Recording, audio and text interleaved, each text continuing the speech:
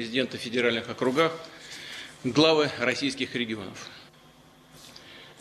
Мы встречаемся в сложное время, когда наши вооруженные силы проводят на Украине и на Донбассе специальную военную операцию.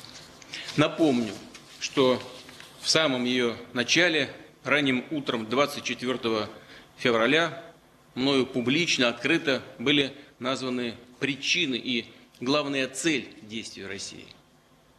Это помощь нашим людям на Донбассе, которые в течение почти 8 лет самыми варварскими методами, блокадой, крупномасштабными карательными акциями, терактами и постоянными артиллерийскими обстрелами подвергались настоящему геноциду. И за что? Только за то, что они добивались элементарных человеческих прав, жить по законам и традициям своих предков, говорить на родном языке, растить своих детей так, как они хотят. При этом киевские власти не просто игнорировали, саботировали на протяжении всех этих лет реализацию Минского комплекса мер по мирному урегулированию кризиса, но в конце прошлого года и вовсе публично отказались от его исполнения. Приступили они и к практической реализации планов по вступлению в НАТО. Более того, прозвучали и заявления киевских властей о намерении создать теперь уже и собственное ядерное оружие и средства его доставки. Это была реальная угроза. Уже в обозримом будущем при зарубежном техническом содействии пронацистский режим в Киеве мог получить в свои руки оружие массового уничтожения. И целью для него, конечно, была бы Россия. На Украине действовала и сеть из десятков лабораторий, где под руководством и при финансовой поддержке Пентагона проводились военно-биологические программы, в том числе эксперименты с образцами коронавируса, сибирской язвы, холеры, африканской чумы свиней и других смертоносных заболеваний. Следы этих секретных программ сейчас усиленно пытаются замести. Но у нас есть все основания полагать, что в непосредственной близости от России на территории Украины, по сути, создавались компоненты биологического оружия. Наши неоднократные предупреждения о том, что подобное развитие событий несет прямую угрозу безопасности России, были отвергнуты Украиной, их покровителями из США и НАТО. Причем с показным и циничным пренебрежением. Таким образом, все дипломатические возможности были полностью исчерпаны. Нам просто не оставили никаких вариантов мирным путем решить проблемы, возникающие не по нашей вине. И в этой связи мы были просто вынуждены начать специальную военную операцию. Появление российских войск под Киевом и у других городов Украины связано не с намерением оккупировать эту страну. У нас нет такой цели. И об этом мною тоже было прямо сказано в обращении 24 февраля. Что касается тактики боевых действий, которая была выработана Министерством обороны России и нашим генеральным штабом, то она полностью себя оправдала. И наши парни, солдаты и офицеры проявляют мужество и героизм, делают все, что от них зависит, чтобы избежать потерь среди мирного населения украинских городов. Хочу сказать об этом впервые в самом начале операции на Донбассе. Киевским властям по разным каналам с целью избежать бессмысленного кровопролития было предложено не вступать в боевые действия, а просто вывести свои войска из Донбасса. Не захотели. Ну что же, это их решение. Осознание того, что происходит в реальной обстановке на земле, придет неизбежно. Операция развивается успешно, в строгом соответствии с заранее утвержденными планами. Отмечу, что Украина, поощряемая Соединенными Штатами и рядом западных стран, целенаправленно готовилась к силовому сценарию, кровавой бойне и этническим чисткам на Донбассе. Массированное наступление на Донбасс, а затем на Крым, было только вопросом времени. И наши вооруженные силы сорвали эти планы. В Киеве не только готовились к войне, к агрессии против России, против Донбасса. Они ее вели. Не прекращались попытки организовать в Крыму диверсии и террористическое подполье. Все последние годы продолжались боевые действия на Донбассе, обстрелы мирных населенных пунктов. За это время погибло почти 14 тысяч мирных граждан, среди них дети. 14 марта по центру Донецка, как вы знаете, был нанесен ракетный удар. Это был откровенный кровавый теракт, который унес жизни больше 20 человек. И такие обстрелы продолжаются все последние дни. Бьют без разбора, по площадям, с фанатизмом и остервенением обреченных. Это как фашисты, которые в последние дни Третьего Рейха пытались утащить с собой в могилу как можно больше невинных жертв. Но что поражает своим запредельным цинизмом, это не только беспардонная ложь Киева, заявление, что это Россия, додумались до этого, якобы запустила ракету по Донецку, но и то, что так называемый цивилизованный западный мир, европейская и американская пресса даже не заметили трагедии Донецка. Как будто ничего и не было. Именно так же лицемерно они отводили глаза и все последние 8 лет, когда матери на Донбассе хоронили своих детей, когда убивали стариков. Это просто какая-то моральная, нравственная деградация, полное расчеловечивание. Многолетнее издевательство над жителями Донбасса невозможно было больше терпеть. И чтобы положить конец геноциду, Россия признала Народные Республики Донбасса, заключила с ними договоры о дружбе и взаимопомощи. На основании этих соглашений республики обратились к нашей стране за военной помощью в отражении агрессии.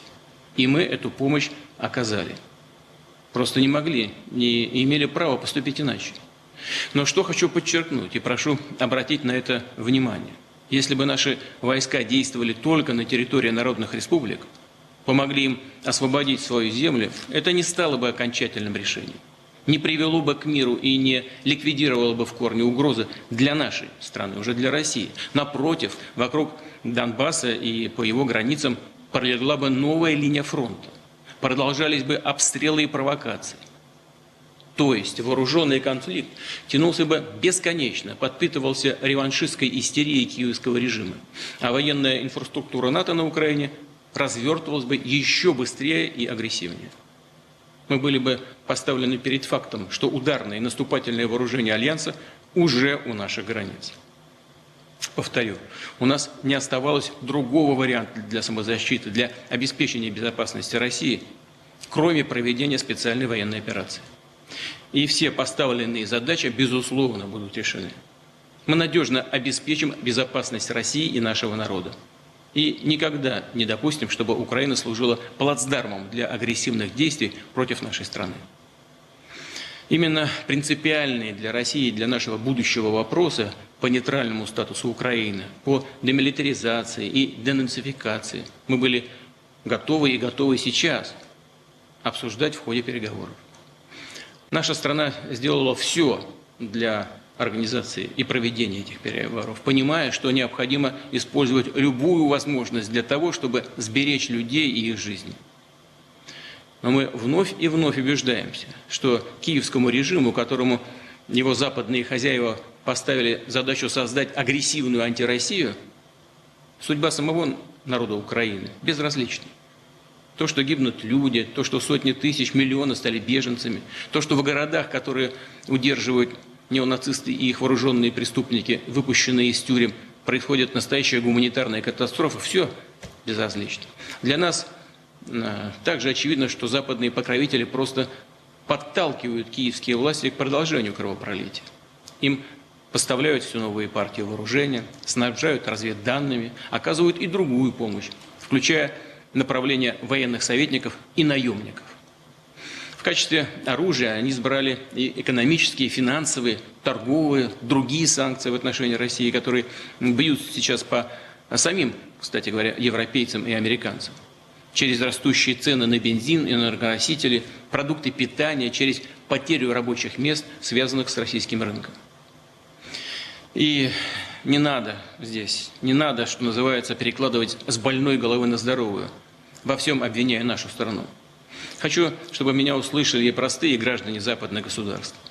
Вас сейчас настойчиво пытаются убедить в том, что все ваши трудности – это результат каких-то враждебных действий России, что из вашего собственного кошелька надо оплатить борьбу с мифической русской угрозой. Все это ложь. А правда в том, что текущие проблемы, с которыми сталкиваются миллионы людей на Западе, стали результатом многолетних действий правящих элит их государств. Их ошибок, близорукости и амбиций. Эти элиты думают не о том, как улучшить жизнь своих граждан в западных странах. Они одержимы своими корыстными интересами и сверхприбылями. Свидетельство тому данные международных организаций, которые прямо говорят о том, что социальные проблемы даже в ведущих западных странах в последние годы только обостряются, что растут неравенство, разрыв между бедными и богатыми, дают о себе знать расовые и национальные конфликты.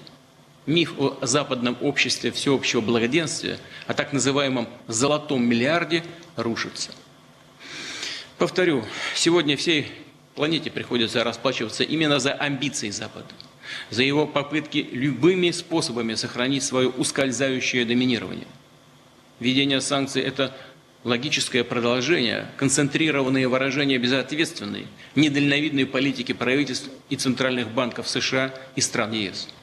Именно они за последние годы собственными руками разогнали спираль мировой инфляции, своими действиями привели к росту глобальной бедности и усилению неравенства, к новым потокам беженцев во всем мире. И возникает вопрос, кто теперь ответит за миллионы голодных смертей в беднейших странах мира из-за растущего дефицита продовольствия? Повторю, серьезный удар нанесен по всей глобальной экономике и торговле, по доверию и к американскому доллару как основной резервной валюте. Так нелегитимные действия по заморозке части валютных резервов Банка России подводят черту под надежностью так называемых первоклассных активов. По факту и США, и ЕС объявили на самый настоящий дефолт по своим обязательствам перед Россией. Теперь каждый знает, что финансовые резервы могут быть попросту украдены. И видя это, многие страны уже в ближайшее время могут начать, уверен, так и будет происходить, конвертировать свои бумажные и цифровые накопления в настоящие резервы в виде сырьевых товаров, земли, продовольствия, золота, других реальных активов, что только усилит дефицит на этих рынках. Добавлю, что аресты зарубежных активов, счетов российских компаний и частных лиц – это урок и для национального бизнеса, что нет ничего надежнее, чем вкладывать средства в свою собственную страну. Я говорил об этом лично и неоднократно. Мы ценим позицию тех иностранных компаний, которые, несмотря на беспардонное давление со стороны США и их вассалов, продолжают работу в нашей стране. В дальнейшем они обязательно получат дополнительные возможности для развития. Но мы также знаем и тех, кто трусливо предал своих партнеров, забыл об ответственности перед сотрудниками и клиентами в России, поспешил заработать призрачные дивиденды на участие в антироссийской кампании. При этом, в отличие от западных стран, мы будем уважать право собственности. Что хочу особо подчеркнуть. Надо четко понимать, что новый пакет санкций и ограничений против нас последовал бы при любом развитии событий. Хочу это подчеркнуть. Наша военная операция на Украине для Запада лишь повод для очередных санкций. Да, конечно, они сейчас носят концентрированный характер. Но таким же образом стал для них и для западников и референдум в Крыму, который прошел, кстати говоря, ровно 16 марта 2014 года, 8 лет назад, в ходе которого крымчане и севастопольцы сделали свой свободный выбор быть вместе со своей исторической родиной. Повторю, речь лишь о поводах. Вот политика сдерживания, ослабления России, в том числе с помощью экономической изоляции, блокады, это осознанная, долгосрочная стратегия. Сами лидеры Запада уже не скрывают, что санкции направлены не против отдельных лиц или компаний. Их цель – нанести удар по всей нашей отечественной экономике, по нашей социальной, гуманитарной сфере, по каждой семье, каждому гражданину России. Фактически такие шаги, направленные на то, чтобы ухудшить жизнь миллионов людей, имеют все признаки агрессии. Войны экономическими, политическими, информационными средствами. Она носит тотальный, неприкрытый характер. И, повторю, так называемый западный политический бомонд даже не стесняется говорить об этом прямым текстом.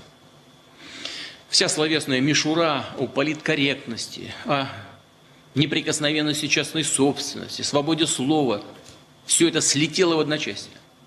Даже олимпийские принципы растоптали. Не постеснялись свести счеты и с паралимпийцами.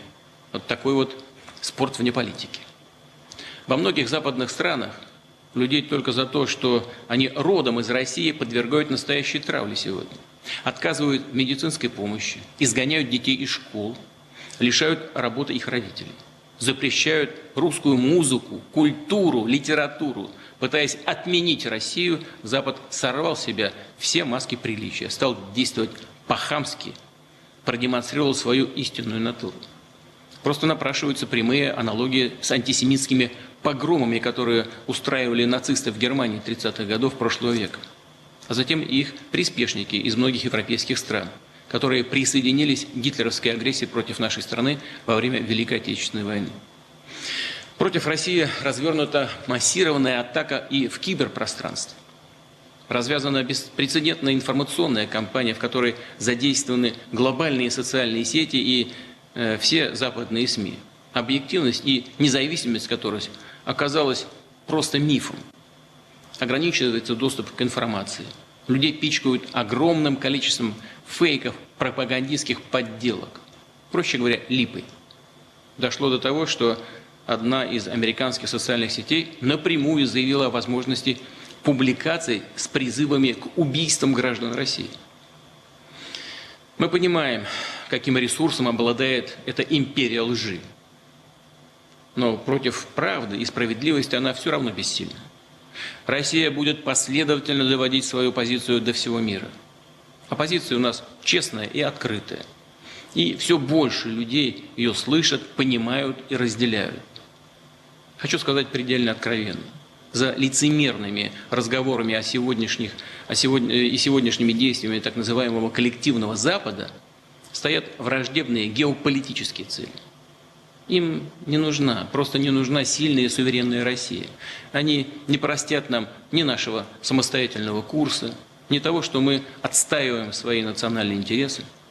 Мы же помним, как они поддерживали сепаратизм, терроризм, поощряя террористов и бандитов на Северном Кавказе. Как и в 90-е, начале 2000-х годов, они и сейчас вновь, в очередной раз хотят повторить попытку дожать нас, додавить. Что называется, загнать за можжой, как в народе говорят, превратить в слабую, зависимую страну, нарушить территориальную целостность, расчленить в лучшем для них варианте Россию. Тогда у них это не вышло, не выйдет и сейчас. Да, безусловно, они будут пытаться делать ставку на так называемую пятую колонну, на национал-предателей, на тех, кто зарабатывает деньги здесь, у нас, а живет там. И живет даже не в географическом смысле этого слова, а по своим мыслям, по своему арабскому сознанию. Я совсем не осуждаю тех, у кого вилла в Майами или на французской ривьере, кто не может обойтись без фуагра, устриц или так называемых гендерных свобод. Но проблема абсолютно не в этом, а, повторю, в том, что многие из таких людей по своей сути ментально находятся именно там, а не здесь, не с нашим народом, не с Россией. Это и есть, по их мнению, признак принадлежности к высшей касте, к высшей расе. Подобные люди готовы и мать родную продать, только бы им разрешили сидеть в прихожей у этой самой высшей касты. И они хотят быть похожими на нее, всячески подражая ей.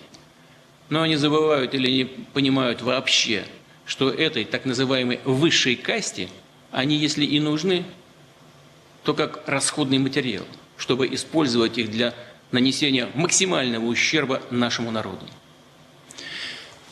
Коллективный Запад пытается расколоть наше общество, спекулируя на боевых потерях, на социально-экономических последствиях санкций, спровоцировать гражданское противостояние в России и, используя свою пятую колонну, стремиться к достижению своей цели. А цель одна, я уже говорил об этом – разрушение России. Но любой народ, а тем более российский народ, всегда сможет отличить истинных патриотов от подонков и предателей и просто выплюнет их, как случайно залетевшую в рот мушку, выплюнет на панель. Убежден, такое естественное и необходимое самоочищение общества только укрепит нашу страну, нашу солидарность, сплоченность и готовность ответить на любые вызовы. Так называемый коллективный Запад и его пятая колонна привыкли мерить все и всех по себе. Они полагают, что все продается и все покупается. И потому думают, что мы надломимся, отступим. Но они плохо знают нашу историю, наш народ. Да, многие страны в мире смирились давно уже с тем, чтобы жить, согнув спину и подобострастно принимая все решения своего суверена, заглядывая подобострастно ему в глаза. Так живут многие страны, к сожалению, и в Европе. Но Россия никогда не будет в таком жалком и униженном состоянии.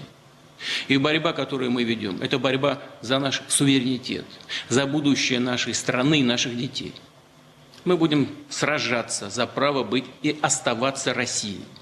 Примером нам мужество и стойкость наших солдат и офицеров, верных защитников Отечества. Уважаемые коллеги, очевидно, что происходящие события подводят черту под глобальным доминированием западных стран и в политике, и в экономике. Более того, они ставят под сомнение ту экономическую модель, которая в последние десятилетия навязывалась развивающимся странам, да вообще всему миру. Подчеркну, санкционную одержимость США и их сторонников не разделяют страны, где проживает больше половины населения земного шара. Именно эти государства представляют собой быстро растущую, наиболее перспективную часть глобальной экономики. В их числе и Россия. Да, сейчас нам непросто. Российские финансовые компании, крупные предприятия, малый и средний бизнес столкнулись с беспрецедентным давлением. Первый под удар санкций попала наша банковская система. Но российские банки справились с этим вызовом. Работая буквально в круглосуточном режиме, они продолжают проводить платежи и расчеты граждан, обеспечивать деятельность предприятий. Вторая волна санкций была призвана спровоцировать панику в торговой сфере. По оценкам, за прошедшие 3 недели дополнительный спрос на товары превысил 1 триллион рублей. Но отечественные производители, поставщики, транспортные и логистические компании сделали все, чтобы избежать масштабного дефицита в розничных сетях. Хочу выразить благодарность предпринимательскому сообществу России, трудовым коллективам компаний, банков и организаций, которые не только дают эффективный ответ на санкционный вызов, но и закладывают основу для дальнейшего устойчивого развития нашей экономики. И отдельно хочу отметить правительство, Банк России, глав субъектов федерации, региональные и муниципальные команды. В нынешних непростых условиях вы ответственно решаете стоящие перед вами задачи. Очевидно, что организовать против России экономический блицкриг, деморализовать наше общество, взять нас нахрапом не получилось. Поэтому мы наверняка увидим попытки усилить давление на нашу страну. Но преодолеем и эти трудности. Российская экономика обязательно адаптируется к новым реалиям. Будем укреплять наш технологический, научный суверенитет. Направим дополнительные ресурсы на поддержку сельского хозяйства, обрабатывающей промышленности, инфраструктуры, жилищного строительства. Продолжим развивать внешнеторговые связи с расчетом на быстро растущие, динамичные международные рынки. Безусловно, в новых реалиях потребуются глубокие структурные изменения нашей экономики. И не буду скрывать, они будут непростыми, приведут к временному росту инфляции и безработицы. В этой ситуации наша задача – минимизировать подобные риски. Не только строго выполнять все социальные обязательства государства, но и запускать новые, более эффективные механизмы поддержки граждан и их доходов.